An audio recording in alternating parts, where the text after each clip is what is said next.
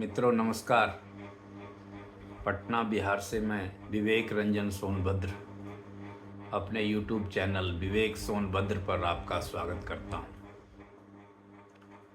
आज आपके काम की बात, आपके गांव, आपके पंचायत, आपके प्रखंड आदि से संबंधित जिसकी जानकारी ग्रामीण लोगों को जरूर होनी चाहिए। मित्रों, साथ में यह भी स्पष्ट करना जरूरी होगा कि यह बिहार के ग्रामीण क्षेत्रों से संबंधित बात है। मित्रों, आप जानते हैं कि बिहार में जल्द ही चुनाव होने वाले हैं। उम्मीद है अक्टूबर के महीने में विधानसभा के सामान्य चुनाव होंगे।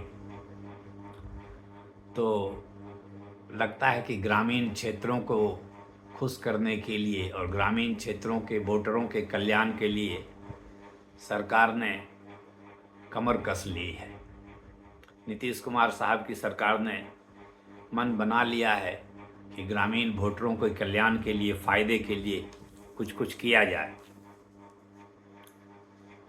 तो मैंने पहले भी बात की है कि वृद्धा पेंशन को 400 से बढ़ाकर 1100 कर दिया गया है। जीविका दीदी को 3 लाख तक का लोन जो पहले 10% ब्याज पर मिलता था, अब 7% ब्याज पर मिलेगा। नीतीश कुमार जी की सरकार ने हाल फिलहाल इन सब से संबंधित मुद्दों पर कई सारे फैसले लिए हैं। पंचायत प्रतिनिधियों को जुलाई से मिलेगा 1.5 गुना बड़ा मासिक भत्ता। जो मासिक भत्ता मिलता है जिला परिषद अध्यक्ष को, उपाध्यक्ष को, पंचायत समिति के सदस्य को, मुखिया जी को जो मिलता है अभी मानदेय भत्ता, उसे 1.5 गुना कर दिया गया है। जुलाई से ही वो मिलने लगेगा। जैसे जिला परिषद अध्यक्ष को अभी 12,000 मिलता है, वो 18,000 मिलेगा। जिला परिषद उपाध्यक्ष को 10,000 की जगह 15,000 मिलेगा। पंचायत समिति प्रमुख को 10,000 की जगह 15,000 मिलेगा।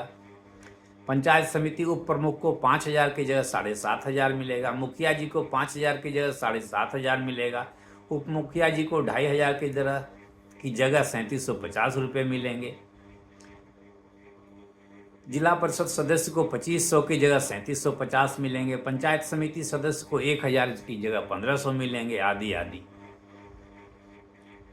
वो इसी तरह से सबके जो मिलते हैं वो 1.5 गुना कर दिया गया है। उसमें उप मुखिया भी हैं, ग्राम कचहरी सरपंच भी हैं, ग्राम पंचायत सदस्य भी हैं, ग्राम कचहरी के पंच भी हैं। तो लोगों का मानदेय 1.5 गुना कर दिया गया। खैर, 1.5 गुना करने के बाद भी यह मानदेय कुछ नहीं है, क्योंकि कई मुखिया जी लोगों का जो रहन सहन है, गाड़ी घोड़े में जो चलने की स्थिति है, माने गाड़ी पर जो चलने की स्थिति है, वो तो इस मानदेय से ही पूरा नहीं होगा। केवल गाड़ी का ही खर्च नहीं होगा ये महीने भर का। खैर, जो भी हो, लेकिन हाँ, मानदेय बढ़ा गया है। तो जो पंचायत प्रतिनिधि हैं, 1.5 लाख लोग होते हैं लगभग। कैबिनेट ने राज्य के करीब 2.5 लाख त्रिस्तरीय पंचायत प्रतिनिधियों और ग्राम कचहरी के सदस्यों के नियत मानदेय में 1.5 गुनी वृद्धि की स्वीकृति दी है। तो लगभग 2.5 लाख लोगों को फायदा होगा इस मानदेय की बढ़ोतरी से। तो ठीक है, सरकार की कृपा तो 2.5 लाख लोगों पर तो इस माध्यम से पड़ी। अब आगे चलते हैं। पंचायत व ग्राम कचहरी के प्रतिनिधियों के सामान्य मौत पर 5 लाख मुआवजा। पहले सामान्य मौत पर मुआवजा नहीं था, अब सामान्य मौत पर भी 5 लाख मुआवजा इन लोगों को मिलेगा, इन पंचायत प्रतिनिधियों को। तो ठीक है, अच्छी बात है, कोई बात नहीं, मुझे इसमें कोई दिक्कत नहीं है। बस इतनी उम्मीद है कि ये पंचायत प्रतिनिधि लोग ईमानदारी पूर्वक और निष्पक्ष रहकर अपने इलाके का विकास करवाएं, तभी बिहार का विकास होगा, अन्यथा तो संभव नहीं है। अभी तक जो स्थिति दिख रही है वो तो ठीक है, कुछ विकास तो हो ही रहा है, सड़कें बन रही है तो बन रही है, लेकिन उस सड़क बनने की 10%, 20%, 30% कमीशन खोरी में जा रही है। ये बंद होना चाहिए। सरकार जितना चाहे पैसा खर्च करे, जिस चीज पर चाहे खर्च करे, लेकिन ईमानदारी पूर्वक खर्च हो। अच्छा, सरकार ने एक बहुत बड़ा फैसला यह लिया है कि हर पंचायत में विवाह मंडप बनेगा। अभी जो स्थिति है, जो गांव घर में शादी विवाह होता है गांव में, तो बारात ठहरने के लिए लोग स्कूल में बारात ठहराते हैं, तो उससे स्कूल के कार्य में व्यवधान होता है। यह तो बात सही है। अगर एक दिन के लिए तो एक दिन स्कूल ही बंद करा दिया जाता है, बारात ठहरी हुई है या बारात आने वाली है या आई हुई है। तो इसको दूर करने के लिए एक कदम हो सकता है, इसको दूर करने के लिए और भी कारण होगा। तो सरकार ने फैसला किया है कि बिहार के हर पंचायत में एक विवाह मंडप बनेगा।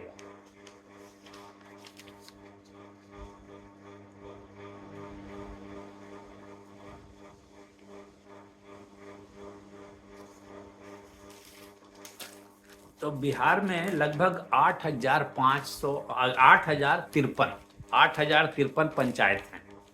तो इनमें 50-50 लाख की राशि पर प्रत्येक पंचायत में एक विवाह भवन बनेगा।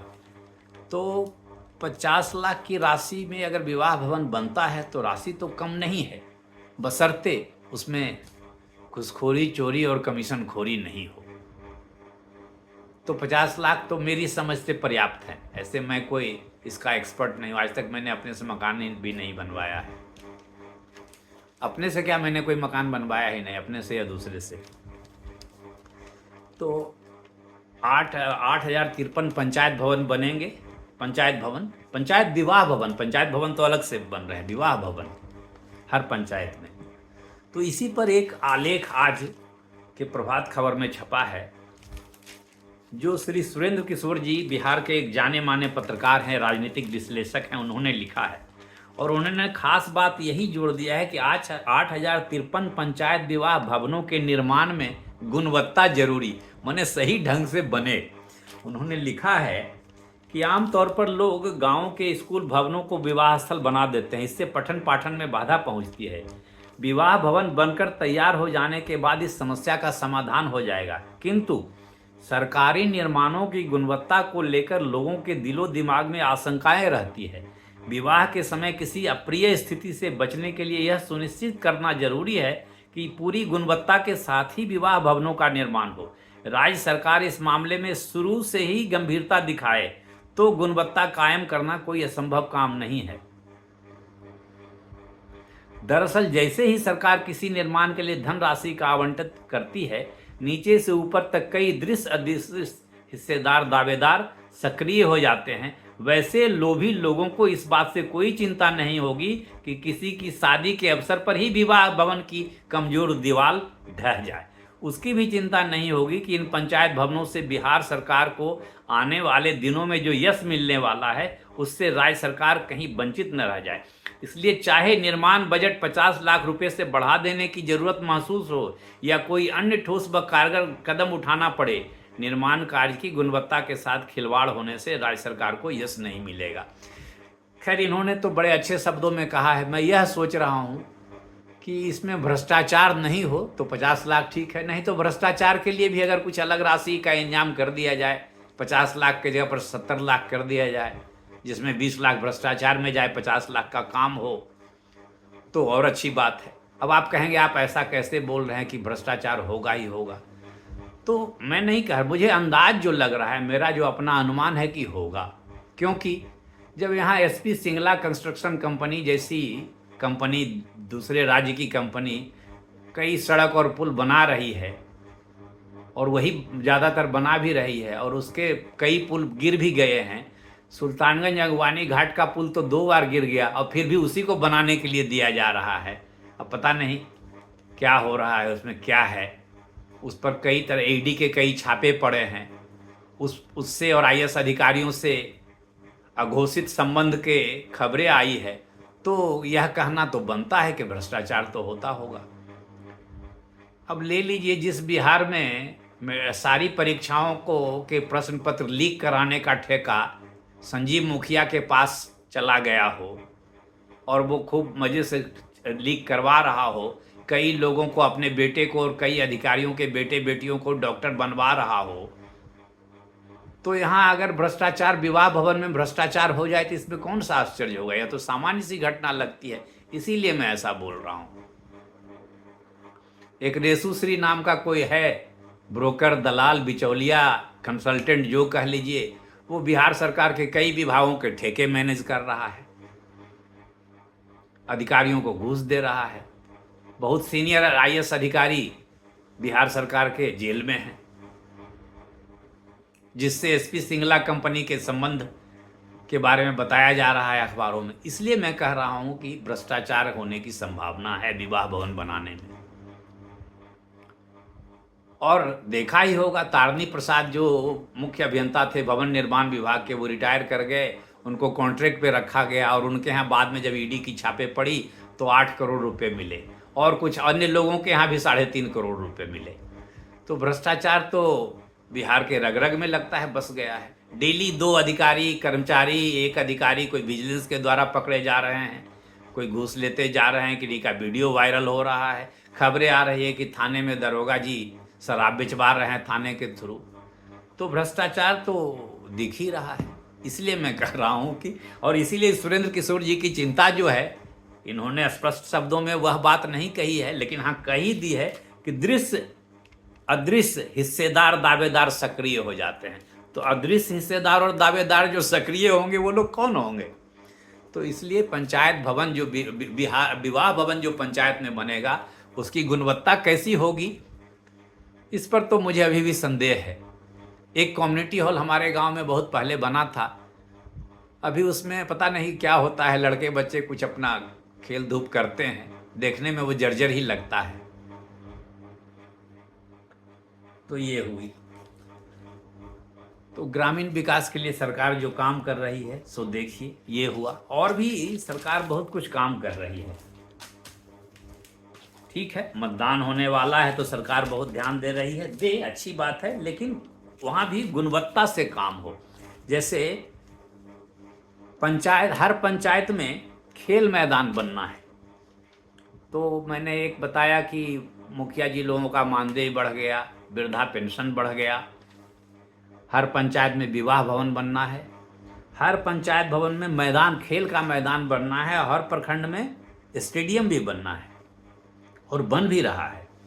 ये आज ही की अखबार की खबर है, नहीं 27 जून के अखबार की खबर है। 8053 ग्राम पंचायतों में से 8044 ग्राम पंचायतों से खेल मैदानों की सूची ग्रामीण विकास को उपलब्ध कराई गई है, जिसमें मनरेगा योजना से 4947 ग्राम पंचायतों में 5704 चिन्हित खेलों मैदानों का निर्माण शुरू किया गया, जबकि 3384 चिन्हित खेलों मैदानों का काम पूरा 3384 चिन्हित खेल मैदानों का काम पूरा किया जा चुका है। मैंने 3384 खेल मैदान का काम पूरा हो गया है पंचायतों में। इसी प्रकार प्रमंडलों में स्टेडियम निर्माण कराया जा रहा है। राज्य के कुल 534 प्रखंडों में से 410 प्रखंडों में स्टेडियम निर्माण की स्वीकृति दी गई है। इनमें 257 स्टेडियम का निर्माण कार्य पूरा हो गया है, जबकि 64 स्टेडियम का निर्माण कार्य प्रगति पर है। तो मित्रों, आप यह भी जान लें कि आपके पंचायत में कहीं पर खेल मैदान भी बन रहा है और आपके प्रखंड में स्टेडियम भी बन रहा है, तो इसकी आपको जानकारी होनी चाहिए और आपको फ़ायदा उठाना चाहिए। आपके बच्चे खेल मैदान में खेलें, स्टेडियम में खेलें, प्रैक्टिस करें। तो आप इसकी खबर लीजिए, जानकारी लीजिए कि आपके पंचायत में कहाँ खेल मैदान बना है, कहाँ स्टेडियम बना है, या बनने जा रहा है, या बनने वाला है। अगर आपको पता चलता है कि नहीं बन रहा है, नहीं बनने वाला है, तो अपने जनप्रतिनिधि से बात करें कि भाई सुने थे कि हमारे पंचायत में खेल मैदान बनेगा, हमारे प्रखंड में स्टेडियम बनेगा, तो इसकी कोई खबर सूचना नहीं है, कहाँ बन रहा है, क्या बन रहा है। तो आप सजग हों, सतर्क हों और जागरूक बने। आपके लिए सरकार इतना काम कर रही है, विवाह, आपके पंचायत में विवाह भवन बनवा रही है, आपके पंचायत में खेल का मैदान बनवा रही है, आपके प्रखंड में स्टेडियम बनवा रही है, आपके पंचायत में पंचायत भवन तो बन ही रहा है, कई जगह बन गया है, अधिकांश जगह शायद बन गया है। मेरे पंचायत में भी एक पंचायत भवन बना है, मैंने दूर से देखा है, सुना है, उसको जाकर तो नहीं देखा है, लेकिन हाँ दूर से दिखता है, सड़क से दिखता है। तो आपके यहाँ नहीं बना हो तो आप खोज कीजिए, जानकारी लीजिए कि क्यों नहीं बना, कब बनेगा। तो बिहार सरकार ग्रामीण विकास के लिए बहुत सारे योजना लेकर आई है। जीविका दीदी के लिए, वृद्धा लोगों के लिए, पंचायत प्रतिनिधि सदस्यों के लिए, पंचायत राज प्रतिनिधियों के लिए, आम जनता के लिए। तो इसका लाभ उठाइए। और अगर आपको इसमें कोई कमी नज़र आए, इसके निर्माण कार्य में गुणवत्ता में कोई कमी नज़र आए, कोई चोरी हो, कोई चोरी चकारी हो, कोई पैसे उसमें से कमीशन खोरी हो, तो इसकी शिकायत भी आप करिए। अपने जिला पदाधिकारी से करिए, प्रखंड पदाधिकारी से करिए, पंचायत प्रतिनिधि से करिए, जिससे भी कर सकते हैं, विधायक से करिए, सांसद से करिए। वो सुनेंगे कि नहीं सुनेंगे वो तो बाद की बात है, पहले आप करेंगे तब तो ये सब स्कीम नीतीश कुमार साहब ने लाई है, इसका आप उपयोग करें। या अगर नहीं बना है तो बढ़िया निर्माण हो, इसके लिए सहयोग करें, इसमें जागरूक रहें, सतर्क रहें। तो मित्रों, ये आपके काम की बात मुझे लगी कि ग्रामीण विकास के लिए वर्तमान बिहार सरकार ने बहुत सारे निर्णय लिए हैं। तो उम्मीद है इसका फ़ायदा ग्रामीण क्षेत्र के लोगों को होगा। तो अच्छा होगा, बिहार बेहतर हो। मेरी तो हर पल यह कामना है, हर पल यह इच्छा है कि बिहार बेहतर बने। बिहार बेहतर बनेगा तो मैं अपने आप बेहतर हो जाऊंगा, मुझे इतना विश्वास है। मुझे खुशी होगी, मुझे संतोष होगा, मुझे गौरव होगा। तो मित्रों, आप मेरे वीडियो पर थोड़ा कमेंट ज़रूर करिए, आप अपनी राय ज़रूर दीजिए। आप क्या सोचते हैं, आप क्या चाहते हैं, समाज के हित में, परिवार के हित में और अपने हित में, तीनों का ऐसा भी कोई जो भी काम हो जो तीनों के लिए समन्वय के साथ काम हो सकता है। आपका भी ऐसा कोई काम जिसमें आपका भला हो, आपके परिवार का भला हो, समाज का भी भला हो, ऐसा कोई भी काम आप सोचते हैं, चाहते हैं, तो आप ज़रूर कमेंट कीजिए। मैं उस पर अपनी राय ज़रूर रखूँगा। अगर कुछ संभव हुआ तो कुछ करूँगा भी उसके लिए। कहीं कोई सूचना अधिकार में कोई सूचना मांगनी होगी, किसी सरकारी अधिकारी, कर्मचारी, मंत्री को पत्र लिखना होगा, तो वह भी मैं करूँगा। नमस्कार, धन्यवाद।